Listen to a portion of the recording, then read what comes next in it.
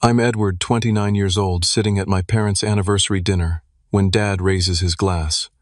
Marcus built his success alone. No handouts, he declares proudly about my 32-year-old brother.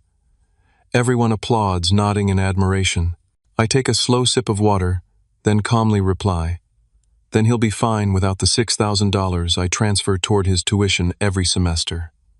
Marcus nearly drops his glass, his face draining of color. Before I tell you what happened next, let me know where you're watching from, and hit that like and subscribe button if you've ever had to expose a family secret to protect your own dignity. Growing up in a middle-class neighborhood in Boston, my childhood memories are filled with the constant shadow of comparison. Our modest two-story home on Maple Street housed what appeared to be the perfect American family, but beneath the surface ran currents of favoritism that shaped who I would become. My father Richard built his construction company from scratch, a fact he never let anyone forget. A broad-shouldered, stern-faced man with calloused hands and unwavering opinions, he ruled our household with high expectations and conditional approval. Success meant everything to him, but only certain types of success seemed to matter. My mother Diana taught English at the local high school. Softer in her approach, but equally complicit in the family dynamic, she often played peacemaker while subtly reinforcing the hierarchy that placed my brother on a pedestal. Then there was Marcus, my older brother, by 3 years. From the moment he could walk, Marcus commanded attention. Athletic, charming, and naturally confident, he moved through the world with an ease I never understood. He was the golden child, the one whose basketball trophies lined the mantel, while my academic certificates were tucked away in desk drawers. Marcus had the kind of charisma that made people gravitate toward him, including our parents. When he entered a room, it lit up. When I entered, hardly anyone noticed. What Marcus possessed in charm, however, he lacked in academic discipline. School was always a struggle for him, with teachers constantly calling home about incomplete assignments and disruptive behavior. Yet somehow his academic shortcomings were framed as misunderstood brilliance. "He's just not being challenged enough," Dad would tell the teachers. "He thinks differently," Mom would defend. Meanwhile, I found refuge in books and learning. Quiet and observant, I excelled academically, without much fanfare.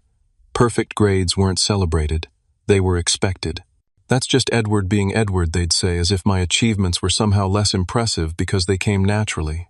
The night I won the state science competition in 10th grade, my parents skipped the ceremony for Marcus's basketball game. His team lost, and somehow the evening became about consoling him rather than acknowledging my victory. The pattern was consistent throughout our childhood. When Marcus broke Mom's favorite vase playing indoor baseball, he was gently reprimanded with an affectionate hair tousle. "Boys will be boys," Dad chuckled. 3 weeks later, when I accidentally stained the carpet with a science experiment, I was grounded for 2 weeks and lectured about responsibility. Different rules, different expectations, different love. By 16, I had internalized the family dynamic and developed my own coping mechanisms. While Marcus relied on charm and our parents' support, I became fiercely independent. I worked weekends at the local bookstore, saved every dollar, and planned my escape through education. My guidance counselor became more of a mentor than my own father, helping me navigate scholarship applications and college admissions. Senior year marked the divergence of our paths more clearly than ever. I graduated as valedictorian with a full academic scholarship to MIT. My speech was attended by my mother and aunt. Dad and Marcus were at a baseball game. Marcus barely graduated that same year, his diploma rescued by last-minute cramming and teachers who didn't want to deal with my father's intimidation tactics. Throughout college, I worked multiple jobs: campus library assistant by day, freelance coding by night, while maintaining a perfect GPA. Not because I needed the money with my scholarship, but because I'd learned early that self-sufficiency was my only reliable option. Marcus, meanwhile, drifted between community college classes and various jobs, never quite finding his footing, but always receiving enthusiastic support for even the smallest efforts. My graduation from MIT passed with minimal acknowledgement. My landing, a coveted position at a prestigious tech firm, earned a brief "good for you" from Dad. 2 weeks later, when Marcus got hired at a retail store as assistant manager, Mom prepared a celebratory dinner, and Dad announced it to everyone at his weekly poker game. Despite the clear disparity, I never completely hardened my heart to my family. Love and resentment existed in a complex tangle that I couldn't fully unravel. As I established my career in software development, climbing the ranks through dedication and skill, I maintained the obligatory holiday visits and weekly phone calls. I understood that my parents were products of their own upbringing, that Marcus had been shaped by their expectations just as I had been shaped by their neglect. Understanding didn't heal the wound, but it helped me function despite it.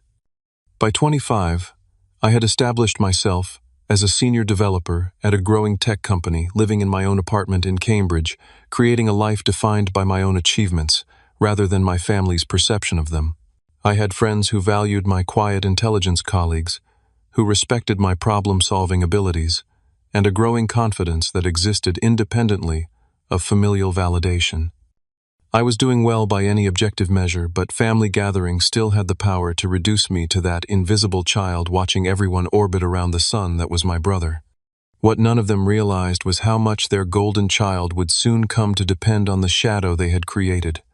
After high school, while I pursued my carefully plotted path through higher education, Marcus bounced between various ventures with the restless energy of someone expecting success without understanding its foundation. He tried his hand at real estate for 6 months, quitting when cold calling became too monotonous. He worked at Dad's construction company until the early mornings, and physical labor became not his thing. He even attempted to launch a sports podcast that fizzled after 3 episodes. Each false start was met with encouragement from our parents. "You're just finding your path," or "It takes time to discover your passion." 4 years before the fateful anniversary dinner, when Marcus was 28 and I was 25, he announced at Sunday dinner that he had finally decided to pursue a business degree. You would have thought he had discovered the cure for cancer from my parents' reaction. Mom cried tears of joy. Dad clapped him on the back with pride radiating from his face, and the entire evening transformed into a celebration of Marcus's awakening ambition. "I always knew you had greatness in you," Dad declared, pouring expensive scotch into glasses. "Education is the foundation of success." The irony of this statement, given his lackluster response to my academic achievements, wasn't lost on me as I quietly sipped my drink in the corner. Marcus didn't choose the practical route of community college or state university. No, only the prestigious Westfield Business School would do, a private university with a reputation almost as impressive as its tuition costs. Annual fees approached $40,000, not including housing and other expenses.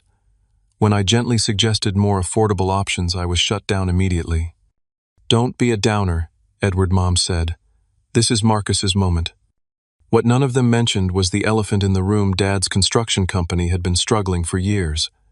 The economic downturn had hit the industry hard, and several large projects had fallen through. They had remortgaged the family home twice. The lavish praise for Marcus's educational ambitions couldn't mask the financial reality they were facing.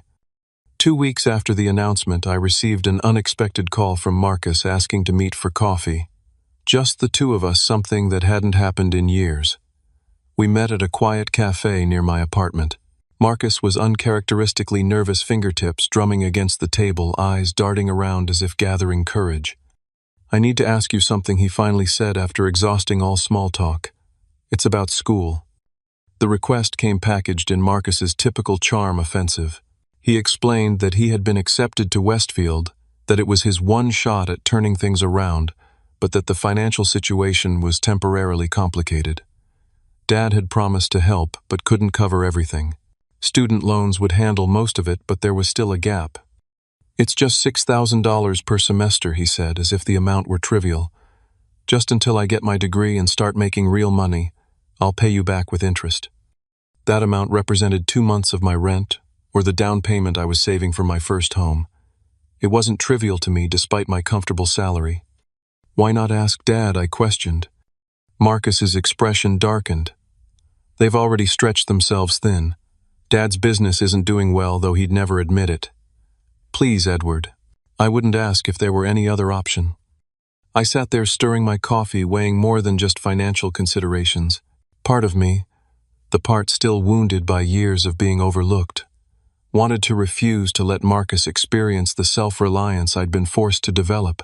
But another part saw an opportunity, a chance to be the bigger person to help someone I still cared about despite everything, and perhaps to finally gain some recognition from my family.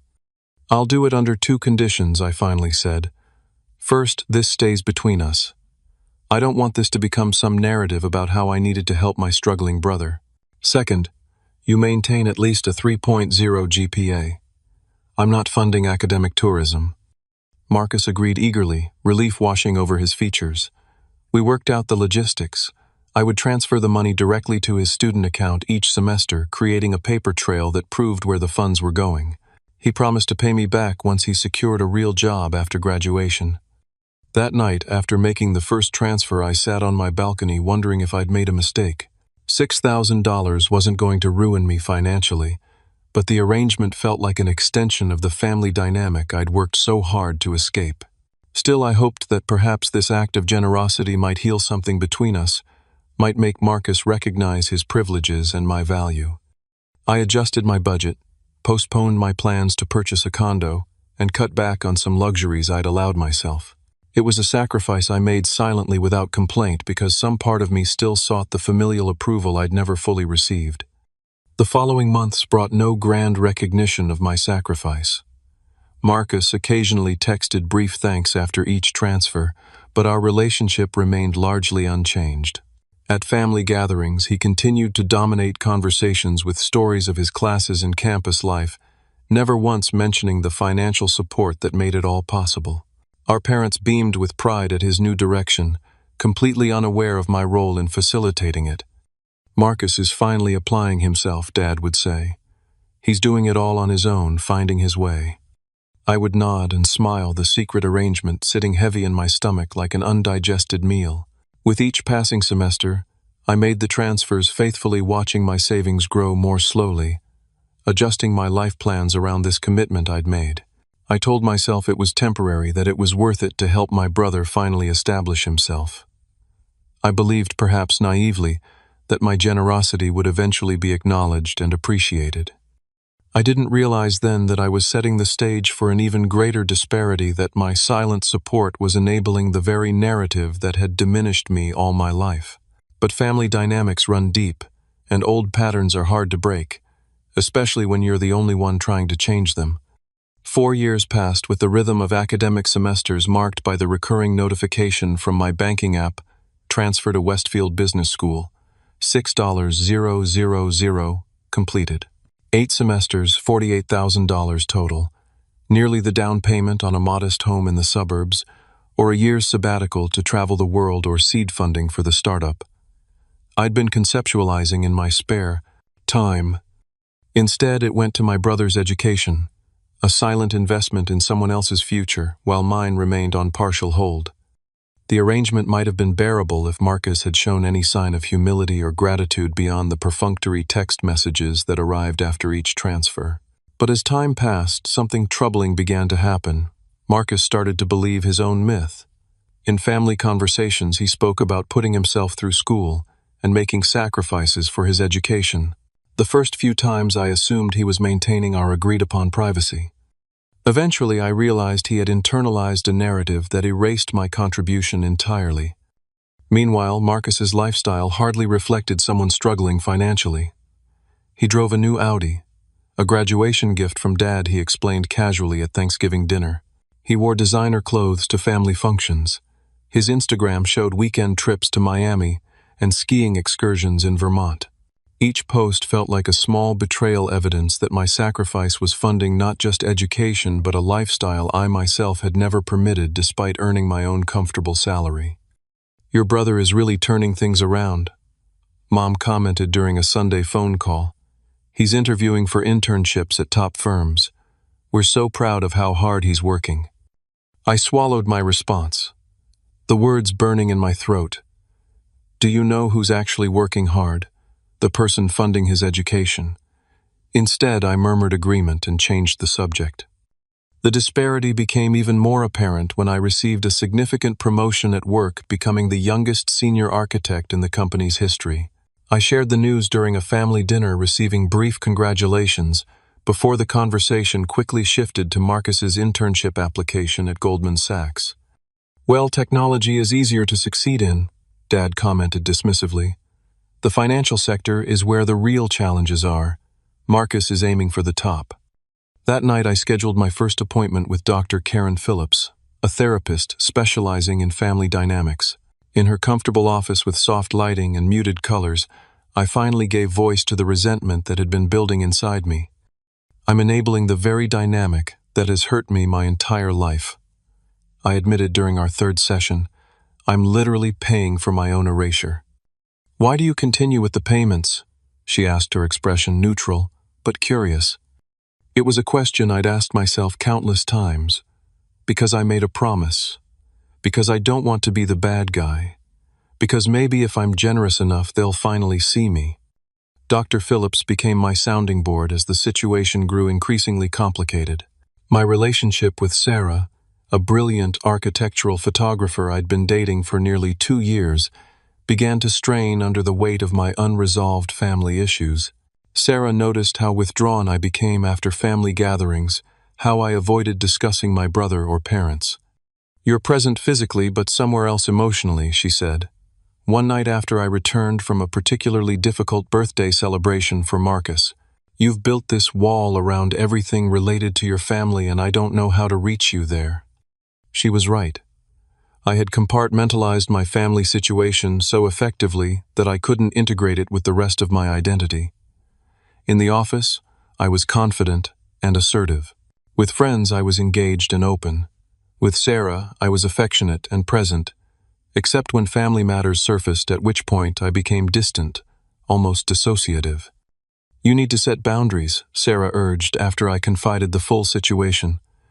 "This arrangement isn't just costing you money, it's costing you peace. It's costing us." I considered ending the payments several times. Each semester, as the tuition deadline approached, I contemplated the liberation of simply not transferring the money. But guilt always overwhelmed resolution. What if Marcus couldn't finish his degree? What if my parents, already financially strained, took on additional debt?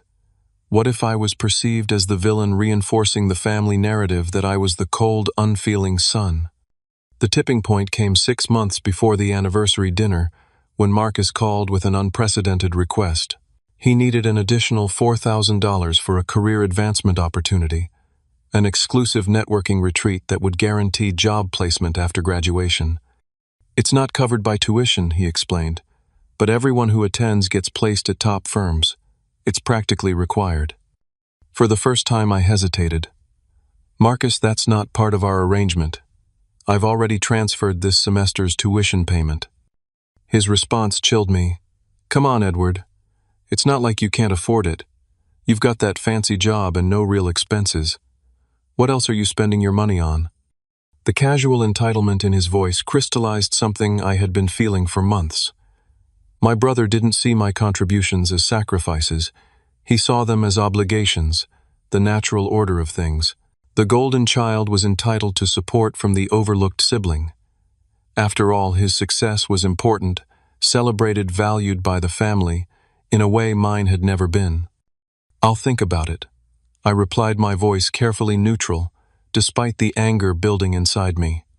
That night in my weekly session with Dr. Phillips, I finally articulated what had been building for 4 years. "I've created a monster," I said. "I thought I was helping my brother grow, but I've just been feeding the same dysfunctional system that diminished me my entire life. And now I don't know how to stop without blowing up my entire family." Perhaps Dr. Phillips suggested gently, "That's exactly what needs to happen." I didn't know then how prophetic her words would be, or that the opportunity to test them would arrive sooner than I expected, at a celebration meant to honor love and commitment, but that would instead expose decades of painful truths. La Maison Argentée, with its crystal chandeliers and white tablecloths, seemed an appropriate setting for my parents' 35th anniversary celebration. Dad had reserved the private dining room, sparing no expense, despite the financial concerns I knew were simmering beneath the surface. Family from both sides attended. My mother's sister, Aunt Patricia, and her husband, Dad's younger brother, Uncle James, and his wife several cousins, and of course Marcus and me. I arrived alone. Sarah had a photography assignment she couldn't reschedule, though part of me suspected she was also giving me space to navigate the family dynamics without having to worry about her witnessing them. I wore my best suit, carried an expensive bottle of champagne as a gift, and mentally prepared myself for an evening of the usual family theater. Marcus arrived late naturally, making an entrance in a tailored navy suit that probably cost more than most people's monthly rent. He kissed Mom dramatically on both cheeks, clapped Dad on the shoulder, and immediately launched into a story about his professor being impressed by his latest business proposal. The family circle formed around him like iron filings drawn to a magnet, their attention absolute and admiring. I sipped my water and observed, as I had for 29 years, the well-rehearsed performance of the Harrison family dynamic. Aunt Patricia eventually made her way to my side, squeezing my arm affectionately. "How are you doing, Edward? Still saving the digital world one code at a time?" she asked, her genuine interest, a small balm to my spirit. Before I could answer, Marcus's laugh cut across the room. "Dad, you should have seen their faces when I presented my strategy." The professor said it was graduate-level work. Dinner proceeded with the predictable rhythm of our family gatherings. Conversations orbited around Marcus's accomplishments, Dad's business anecdotes, and polite inquiries about relatives not present. I spoke when spoken to, offered appropriate comments when required, and felt the familiar sensation of fading into the background despite sitting in plain sight. The waiters had just cleared the main course when Marcus tapped his glass, standing with the confident posture of someone who has never doubted his right to be heard. "I have an announcement," he declared, smiling broadly. "I just found out yesterday that I made the dean's list this semester. 3.8 GPA. The table erupted in applause and congratulations. Mom dabbed at her eyes with her napkin. Dad beamed with pride that had never been directed at my perfect 4.0 throughout university. "That's wonderful, son," Dad said, raising his glass. "I always knew you had it in you, just needed to find your passion." The praise continued for several minutes, with various relatives offering their congratulations. Uncle James suggested the achievement called for another bottle of champagne. Cousin William asked about job prospects. The collective adoration was palpable and painfully familiar. Then Dad stood, his expression solemn with pride, champagne glass raised high. "I want to make a toast to my son Marcus," he began, his voice carrying the weight of paternal approval I had sought my entire life. "When he decided to go back to school, I knew he would excel. And he's done it entirely on his own merit through hard work and determination." He paused, looking directly at Marcus with undisguised admiration. "Your brother built his success alone. No handouts, no shortcuts. Just pure grit and intelligence. That's the Harrison way." "Here, here," called Uncle James as everyone raised their glasses in agreement. The applause that followed seemed to stretch into infinity, each clap another small wound to my already scarred sense of familial belonging. I watched as Marcus basked in the praise, his expression a mixture of false humility and genuine pleasure. I saw my mother's proud tears, my father's satisfied smile, my relatives' admiring gazes, all directed at the carefully constructed myth of Marcus the self-made man. Something shifted inside me in that moment. Not anger exactly, but a calm, clear certainty that I could no longer participate in this fiction. 4 years of transfers, $48,000 of my own hard-earned money, countless adjustments to my own life goals, all to support the very narrative that was being used to diminish me once again. The applause faded. Conversations resumed. I took a slow, deliberate sip of water, placed the glass carefully on the table, and spoke in a voice that was quiet but clear enough to carry. "Then he'll be fine without the $6,000 I transfer toward his tuition every semester." The silence that followed was absolute. 8 pairs of eyes turned toward me in various stages of confusion and shock. Marcus's face drained of color so rapidly, I momentarily worried he might faint. The wine glass in his hand tilted dangerously red liquid, nearly spilling onto the white tablecloth before he caught himself. "What did you say?" Dad asked, his voice a dangerous mix of confusion and emerging anger. "I said," I repeated calmly, meeting his gaze directly, "that if Marcus built his success alone with no handouts, then he should be fine without the $6,000 I've been transferring to his tuition account every semester for the past 4 years. That's $48,000 total in case anyone's wondering. Mom's hand flew to her mouth. Edward, what are you talking about? Marcus attempted recovery, forcing a laugh that sounded hollow even to the most oblivious ear. He's joking. Edward's got a weird sense of humor. I have the bank statements, I replied, still maintaining that unnatural calm, every semester like clockwork. I can pull them up right now if anyone's interested. Dad's face had turned an alarming shade of red. Is this true? He demanded, looking between Marcus and me. Marcus's attempted dismissal crumbled under our father's intense scrutiny. It's not how it sounds, he began, his typical charm faltering. Edward offered to help temporarily when I first started. It's barely anything compared to the total cost. I've been handling everything else myself. The books, the housing, all of it. Barely anything, I echoed, finally allowing some emotion to color my voice. It's $48,000, Marcus. That's a down payment on a house. That's a year's salary for many people. The restaurant had grown uncomfortably quiet beyond our table, other patrons pretending not to notice the family drama unfolding in their midst. A waiter approached, then thought better of it, retreating to a safe distance. Why wasn't I told about this? Dad demanded, his anger now fully formed. Because Marcus asked me to keep it between us, I explained. He didn't want anyone to know he needed help, and I agreed because I wanted to support him. I was proud he was finally pursuing education seriously. Aunt Patricia broke the awkward silence that followed. Edward, that was incredibly generous of you. It was Uncle James, agreed, looking at Marcus with new eyes, and not something to be hidden. Marcus's face had shifted from shock to a defensive anger. You're just doing this to embarrass me, he accused. You've always been jealous of me, and now you're trying to ruin my moment. The absurdity of his statement might have made me laugh if it weren't so painful. Jealous, I repeated. Marcus, I've been supporting your education while you take vacations and buy designer clothes. I delayed buying my own home to help you. And in return, I get to sit here and listen to everyone praise you for doing it all on your own, while my achievements have been ignored my entire life. Dad slammed his hand on the table, making the silverware jump. That's enough. Both of you stop this right now. You're ruining your mother's anniversary. Mom was quietly crying now, dabbing at her eyes with her napkin. The perfect family image was cracking before everyone's eyes, and, like always, maintaining the facade was more important than addressing the truth beneath it. I'm sorry, Mom, I said sincerely. I didn't plan for this to happen tonight. But I can't sit here anymore and listen to this false narrative. I just can't.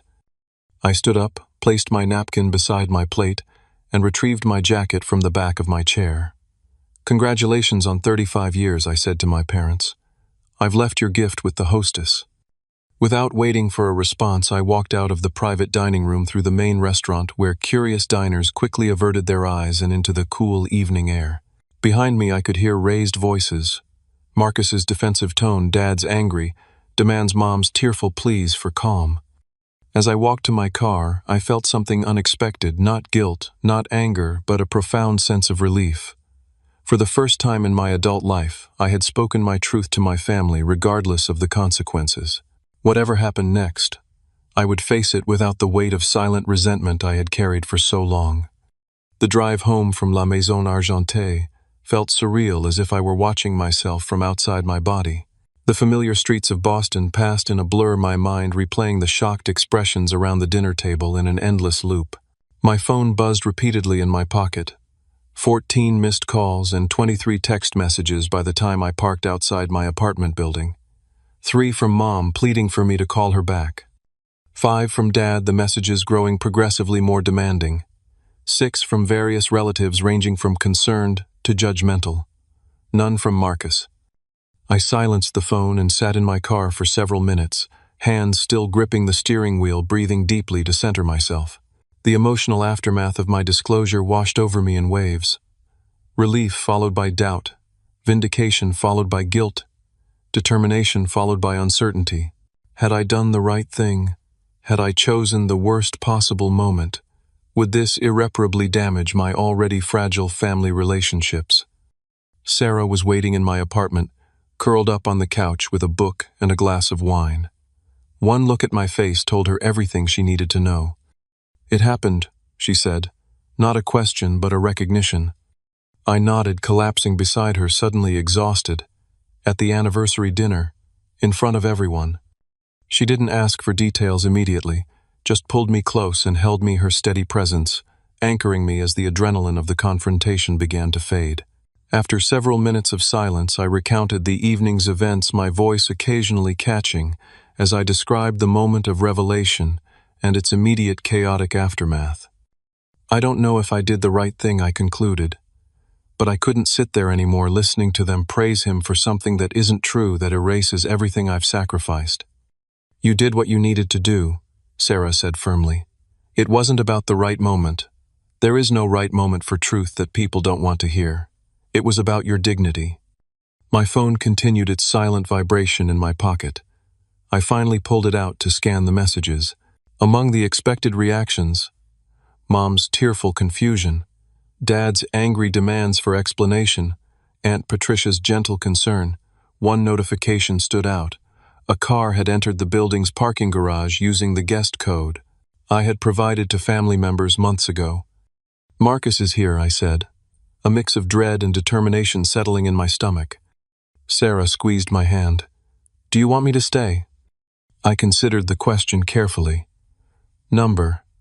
This conversation needs to happen between brothers." She gathered her things, kissing me gently before leaving. "Call me after, no matter how late. And remember, you have nothing to apologize for." The knock came 3 minutes after Sarah left, 3 sharp raps that somehow conveyed anger even through the wooden door.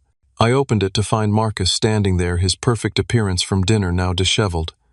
Tie, loosened hair, mussed as if he'd been running his hands through it repeatedly. "What the hell was that?" he demanded, pushing past me into the apartment without waiting for an invitation. "The truth," I replied, simply closing the door. "Something our family isn't particularly familiar with." Marcus paced my living room like a caged animal, agitation evident in every movement.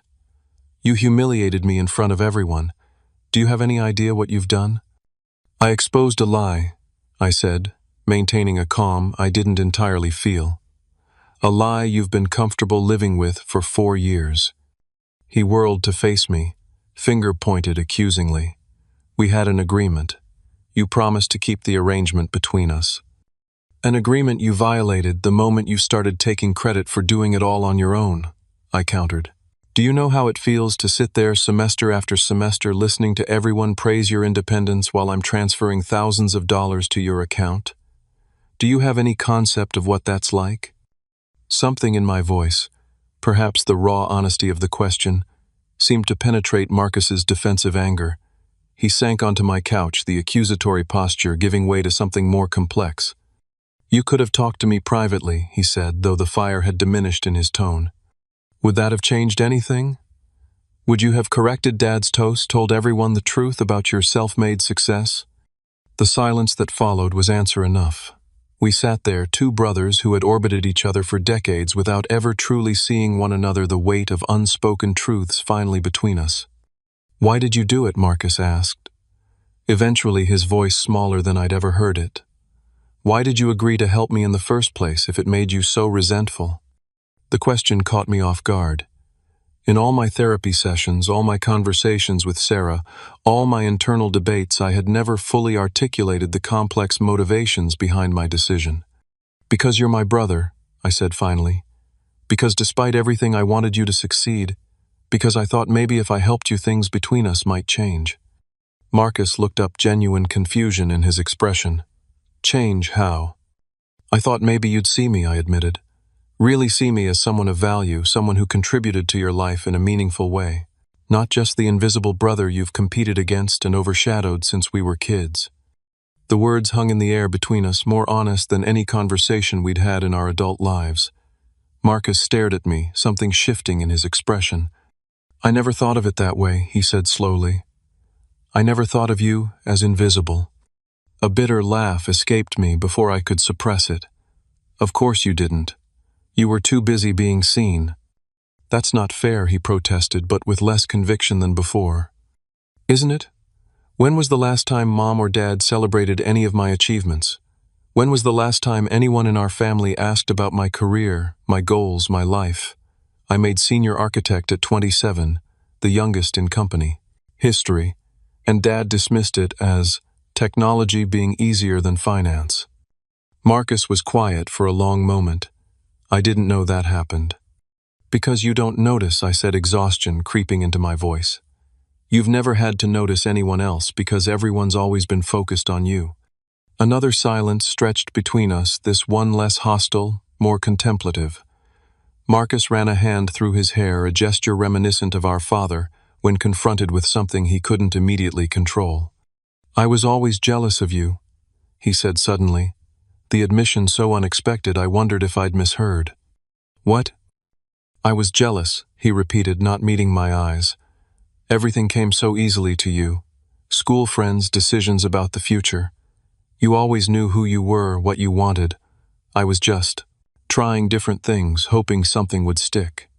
The confession momentarily stunned me. In all our years growing up, I had never once considered that Marcus might envy anything about me. He had been the sun and I, the distant planet, forever in orbit, forever in shadow. That doesn't make sense, I said finally. You were the golden child, the favorite, the one everyone believed in. And that was terrifying, he countered. Do you have any idea what it's like to have Dad looking at you like you're going to continue his legacy, to feel like you're constantly on the verge of disappointing everyone? You had freedom because they didn't put all their expectations on you. We sat with that revelation, each recalibrating decades of assumed truths. The narrative I had constructed, Marcus, the adored myself, the overlooked, had never accounted for the pressure that came with such adoration. Our conversation was interrupted by my phone ringing again, Mom's number flashing on the screen. I declined the call, unwilling to expand this confrontation to include our parents just yet. They want you to come back to the restaurant, Marcus said. Dad's furious. He says you need to apologize for ruining their anniversary. I'm not apologizing for telling the truth, I said firmly. I'm done pretending for the sake of family harmony. Marcus nodded slowly, surprisingly, not arguing the point. What happens now, with the tuition payments? The question brought me back to the practical reality underlying the emotional revelation. They stop, I said simply. You have 1 semester left. You'll need to figure out another solution. He looked momentarily panicked. Edward, I can't come up with $6,000 in a few weeks. You managed to buy a new Audi, I pointed out. Designer clothes, vacations. You've been living like someone without financial concerns while I've been subsidizing your education. Those were gifts from Dad, he said defensively, then paused, a realization dawning, which he probably couldn't afford either. Exactly. Marcus stood and walked to the window, staring out at the city lights. I'll have to drop out if I can't pay tuition, he said quietly. 1 semester short of graduating. 4 years ago, that statement might have swayed me, might have activated the guilt and responsibility I had carried for so long. Tonight it merely reinforced my resolution. That's a choice you'll have to make, I replied. I'm not your safety net anymore, Marcus. I can't be. He turned back to face me, expression unreadable. You really hate me, don't you? The question wasn't accusatory, but genuinely inquiring, and it deserved an honest answer. I don't hate you, I said after a moment's consideration. I hate the dynamic we've been trapped in. I hate that I've enabled it. But you're my brother, and part of me will always care about you, even when I don't particularly like you. Marcus nodded, accepting this complicated truth. I should go. Mom's probably worried sick. At the door he paused, hand on the knob. For what it's worth, I am grateful. For the money, yes, but also for believing I could succeed when I wasn't sure myself. It wasn't an apology, not really, but it was perhaps the most genuine thing Marcus had ever said to me. I nodded, acknowledging his words without fully accepting them as sufficient. After he left, I sat alone in my apartment, mentally and emotionally drained. The confrontation had exposed truths I had held inside for years, but it had also revealed complexities I hadn't considered. The weight of expectation Marcus had carried the fear beneath his confidence. It didn't excuse his behavior or heal my hurt, but it added dimension to the black and white narrative I had constructed. I called Sarah, needing to hear her voice to ground myself in the present rather than the turbulent past that had been unearthed. As we talked, I realized that whatever happened next with my family, I had crossed a threshold from which there was no return. The old patterns had been irrevocably disrupted, and while that brought uncertainty, it also offered possibility. The possibility of more honest relationships, of boundaries that protected my well-being, of a family dynamic based on truth rather than comfortable fictions. That night I slept fitfully, dreams filled with fragmented conversations and shifting family portraits where faces blurred and reformed. But beneath the uneasiness was a current of something new, the quiet satisfaction of having finally spoken my truth regardless of the consequences that would follow. A peculiar silence descended from my parents in the week following the anniversary dinner revelation. No calls, no texts, no emails, just a void where the expected storm of recrimination should have been. Other family members weren't so restrained. Aunt Patricia called twice, her voice gentle but concerned, asking if I was all right and offering a sympathetic ear if I needed to talk. Uncle James left a gruff voicemail expressing surprise but also a grudging respect for finally standing up for yourself. Cousins divided predictably along family lines. Mom's side largely supportive, Dad's side critical of my public spectacle. The silence from my parents broke on day 8 when Aunt Patricia called again, this time with a specific purpose. "Your mother asked me to reach out," she explained, her tone carefully neutral. "Marcus has dropped 2 of his classes. He says he can't afford to continue full-time without your contribution." I had expected this, of course, but the use of my aunt as intermediary, rather than direct communication, spoke volumes about my parents' approach to the situation. "I'm sorry to hear that," I replied honestly, but I made my position clear at dinner. "Edward," Aunt Patricia said with a sigh, "I'm not taking sides here.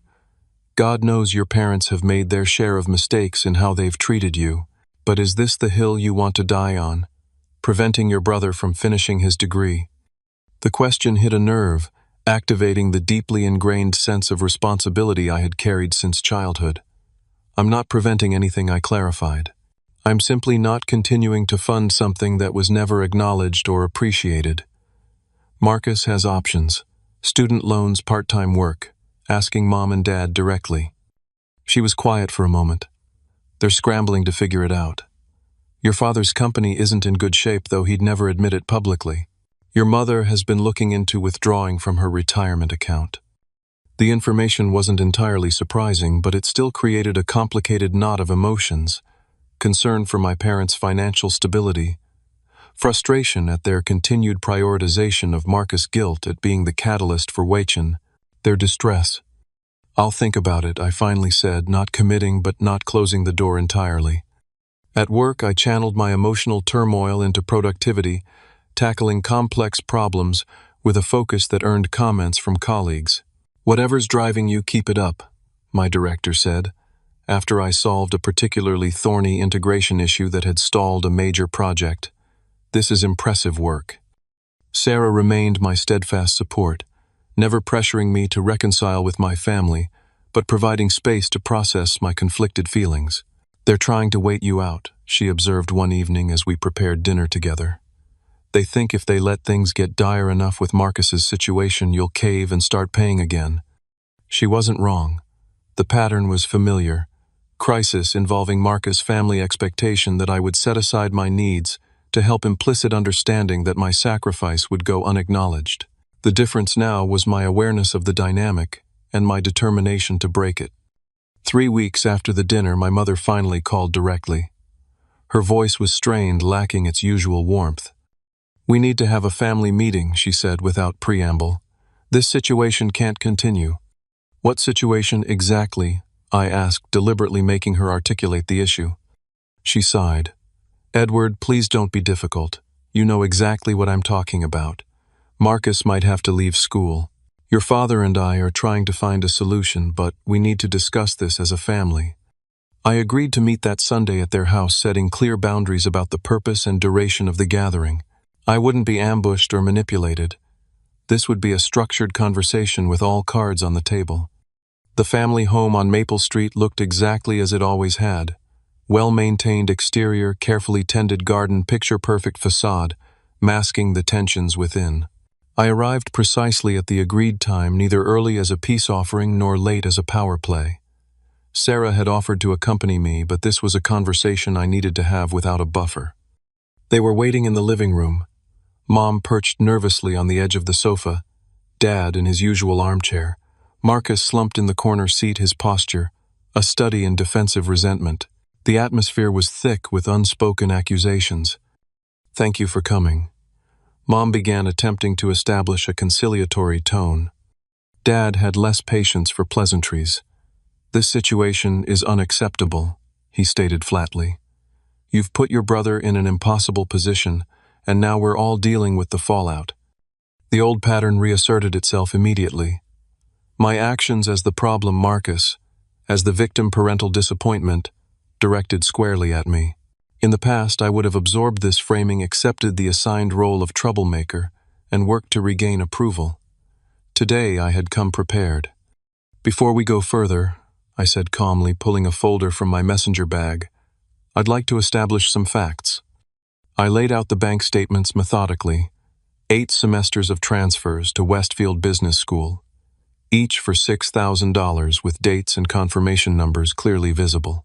Alongside these, I placed a spreadsheet detailing my own sacrifices: the delayed home purchase, the reduced retirement contributions, the calculated opportunity cost of investing that money instead.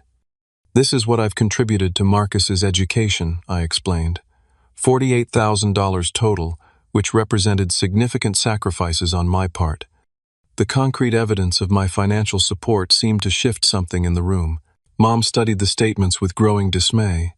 Dad's expression transitioning from anger to uncomfortable recognition, Marcus staring at the floor. "Why didn't you tell us?" Mom asked softly. "Because Marcus asked me not to," I replied simply. And I respected his request, even as I listened to everyone praise him for doing it all on his own. Dad cleared his throat, discomfort evident in his posture. "We had no idea." "That's the point," I said. "You had no idea because you never asked. You never questioned how Marcus was affording an expensive private university while working part-time retail jobs. You never wondered why I delayed buying a home despite my salary. You assumed a narrative that fit what you wanted to believe." The silence that followed felt different from previous family tensions. Less hostile, more contemplative. Mom wiped at her eyes with a tissue. Dad stared at the financial evidence with a contractor's eye for detail, and Marcus continued his study of the carpet patterns. "What do you want from us now?" Dad finally asked, his tone less confrontational than before. It was a question I had anticipated but still found difficult to answer. What did I want? An apology recognition. A fundamental shift in family dynamics that had been established over decades. "I want acknowledgement," I said, after careful consideration. "Of my contributions, yes, but more importantly, of the pattern that's existed in this family since Marcus and I were children. I want us to be honest about the favoritism, the double standards, the ways in which my achievements have been minimized while Marcus's have been celebrated." Mom began to protest the reflexive denial of uncomfortable truths, but Dad surprised me by raising his hand to stop her. "Let him finish," he said quietly. "I don't want to destroy this family," I continued, "but I can't participate in the fiction anymore. I won't be the invisible support system that allows everyone else to maintain comfortable illusions." The conversation that followed was unlike any we had ever had as a family. Painful truths emerged. Mom's admission that she had always worried more about Marcus because he seemed more vulnerable. Dad's acknowledgement that he had projected his own ambitions onto his firstborn. Marcus's confession that he had leaned into the golden child role because he felt it was expected of him. None of it erased the hurt of years past, but the honesty created a foundation for something new. By the end of that difficult afternoon, several concrete changes had been established. First, I would not resume the tuition payments. This was non-negotiable, a boundary I needed to maintain for my own self-respect. Second, Marcus would take on a part-time job to contribute to his final semester's expenses, with our parents covering the remainder through a combination of savings and a modest loan. Third, we would commit to regular family conversations where grievances could be aired openly rather than festering beneath the surface. As I prepared to leave, Marcus approached me in the hallway away from our parents' ears. "I'm starting at Barnes & Noble next week," he said, an unfamiliar humility in his tone. 20 hours a week while finishing classes. "That's good," I replied, not offering empty encouragement, but acknowledging the step toward responsibility. "I don't expect you to believe me right now," he continued, "but I'm going to pay you back, all of it." I studied my brother's face, searching for the manipulative charm I had grown wary of over the years. Instead, I found something new. A genuine discomfort, the awkward determination of someone facing consequences, perhaps for the first time. "It's not about the money, Marcus," I said finally. "It never was." He nodded, understanding dawning slowly. "I know, but it's a place to start." As I drove away from the house that had shaped both our identities, I felt neither the triumph of victory nor the relief of reconciliation, but rather the cautious optimism of having taken the first step on a long, uncertain path toward healthier family dynamics. The following months brought incremental changes. Family dinners became less performative, with conversation distributed more evenly among all participants. My professional achievements received genuine interest rather than cursory acknowledgement. Marcus struggled with the reality of balancing work and school, but seemed to develop a new appreciation for the effort involved in self-sufficiency. Parents don't transform overnight, of course. Dad still occasionally slipped into old patterns of comparing us, and Mom still worried excessively about Marcus's well-being. But there was a new awareness to their behavior, a conscious effort to recognize and adjust imbalances that had once seemed immutable. The most significant change occurred within me. As family validation became less central to my identity, I found myself more present in other aspects of my life, more engaged at work, more open with Sarah, more authentic in all my relationships. The energy once devoted to seeking approval now fueled creative projects and meaningful connections. 6 months after the anniversary dinner confrontation, I no longer measured my worth by my family's perception. That freedom, more than any external change, was the true victory of speaking my truth. 6 months after the anniversary dinner that changed everything, we gathered again, this time for Thanksgiving at my parents' home. The familiar setting highlighted the subtle but significant changes in our family dynamic. Dad carved the turkey without his usual monologue about Marcus's latest achievement. Mom distributed food without the unconscious pattern of serving her firstborn the choice portions. Marcus, now working 25 hours weekly at Barnes & Noble, while completing his final semester, spoke about his experiences with a humility previously foreign to his character. I brought Sarah, now wearing the engagement ring I had proposed with the previous month, a milestone that received genuine congratulations from everyone, including a warm hug from Dad that lingered a moment longer than his usual perfunctory embraces. The transformation wasn't miraculous or complete. Old habits occasionally resurfaced quickly, followed by self-conscious corrections. But the effort itself represented a form of healing I had never thought possible.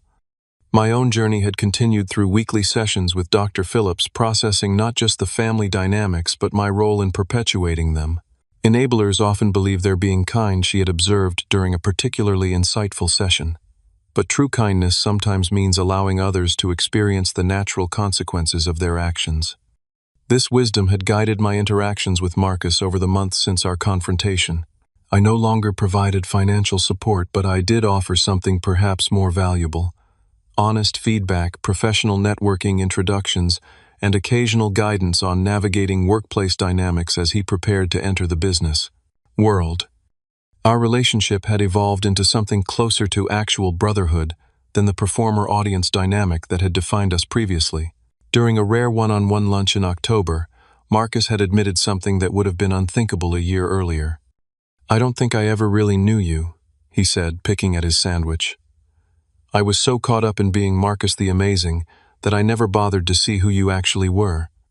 The admission wasn't offered as a dramatic apology, but as a simple recognition of truth, which somehow made it more meaningful. Sarah had become my steadfast partner through the continuing evolution of my family relationships. Her photographer's eye for detail helped me notice small improvements that might otherwise have escaped my attention. Mom asking about my projects with genuine interest. Dad actually listening to my professional advice about his process, company's outdated systems. Our engagement had accelerated my healing in unexpected ways. Planning a future with someone who truly saw and valued me reinforced my growing independence from family validation. The weekend we spent shopping for our first home together, a modest but charming townhouse halfway between our workplaces, felt like a declaration my life was moving forward on my own terms. Marcus graduated in December, his academic achievement more meaningful for having been truly earned. The ceremony was attended by our entire family, and for once my parents' pride seemed appropriately proportioned, celebratory but not excessive. When Marcus acknowledged my support and guidance in his brief remarks to the family afterward, the deliberate vagueness of the statement contained an understanding between us. The financial aspect remained private, but the recognition was public. The most profound changes occurred not in dramatic confrontations, but in quiet moments that revealed shifting perspectives. Dad calling to ask my advice about retirement planning rather than just boasting about his latest project. Mom sending an article about a tech innovation with a note saying, "This made me think of your work. I'm trying to understand it better." Marcus texting to share both successes and failures, rather than curating a highlight reel of achievements. My own internal landscape had transformed most significantly of all. The hypervigilance that had once characterized my family interactions, constant awareness of slights, comparisons, and overlooked contributions, had gradually given way to a more peaceful presence. I could attend family gatherings without the armor of practiced indifference or the wound of unacknowledged hurt. I could simply be Edward, imperfect, accomplished, worthy of respect, not for what I provided, but for who I was. This Thanksgiving, as we finished dessert and moved to the living room for coffee, Dad cleared his throat in a way that once would have triggered my defensive reflexes. "I've been thinking a lot about legacy lately," he began, looking between Marcus and me with an unfamiliar thoughtfulness. "About what we leave behind, not just materially, but in how we shape the people we love." He paused visibly, gathering himself for words that didn't come easily to a man of his generation. "I haven't always been the father you both deserved," he continued. "I had fixed ideas about success that I tried to force on you. I see now how that hurt both of you in different ways." Mom reached for his hand, offering silent support for this unprecedented vulnerability. "Marcus, I pushed you into a role that wasn't necessarily yours to fill. Edward, I failed to see your value because it didn't match my narrow definition of achievement. I'm trying to do better now." The room fell silent, the confession hanging in the air between us. Years ago, I would have dismissed such words as too little too late. Today, I recognize them as the beginning of healing that might continue into the next generation. "Thank you for saying that, Dad," I said simply. Later that evening, as Sarah and I prepared to leave, Marcus pulled me aside on the front porch away from the others. "I have something for you," he said, handing me an envelope. Inside was a check for $2,000, nowhere near the total I had contributed to his education, but significant given his entry-level salary at the marketing firm he'd joined after graduation. "It's the first installment," he explained. "I've worked out a payment plan. It'll take time, but I'll repay everything." I studied the check, understanding that its value lay not in the amount, but in what it represented: accountability, respect, recognition of my sacrifice. "I'm proud of you," I said, words I had never expected to direct toward my brother, "not for the money, but for who you're becoming." His smile, genuine rather than the practiced charm of years past, suggested he understood the distinction. The journey from resentment to reconciliation hadn't been linear or complete. There were still moments of backsliding old patterns reasserting themselves in times of stress or inattention, but the foundation had shifted from denial to acknowledgement, from performance to authenticity. As Sarah and I drove home that night, she asked what I was thinking, noting my unusual quietness. "I'm thinking about worth," I replied after a moment's reflection. "How I spent so many years trying to prove mine to people who weren't equipped to recognize it. How freedom came not from finally earning their validation, but from realizing I never needed it in the first place. The most valuable lesson from this painful journey wasn't about family dynamics or even speaking truth to power. It was about the liberation that comes from placing your self-worth beyond others' capacity to affirm it. About building a life so fulfilling that external validation becomes unnecessary rather than unattainable. Sometimes the kindest thing we can do, for ourselves and for those we love, is to stop supporting the illusions that keep everyone comfortable but stunted. True growth often requires the discomfort of reality, the natural consequences of our choices, the honest reckoning with who we are rather than who we pretend to be. My family was far from perfect, still navigating the new terrain of more authentic relationships, but we were moving forward with a shared commitment to truth over comfort, genuine connection over performed harmony. And in that messy, imperfect progress, I had found something I never expected from my family of origin: hope. Have you ever had to expose a family secret to protect your own dignity? Share your experience in the comments below. Sometimes the hardest conversations lead to the most important healing. If this story resonated with you, please hit that like button and subscribe for more authentic family stories. Remember, setting boundaries isn't selfish. It's essential for genuine relationships to flourish. Thank you for listening, and may you find the courage to speak your truth when it matters most.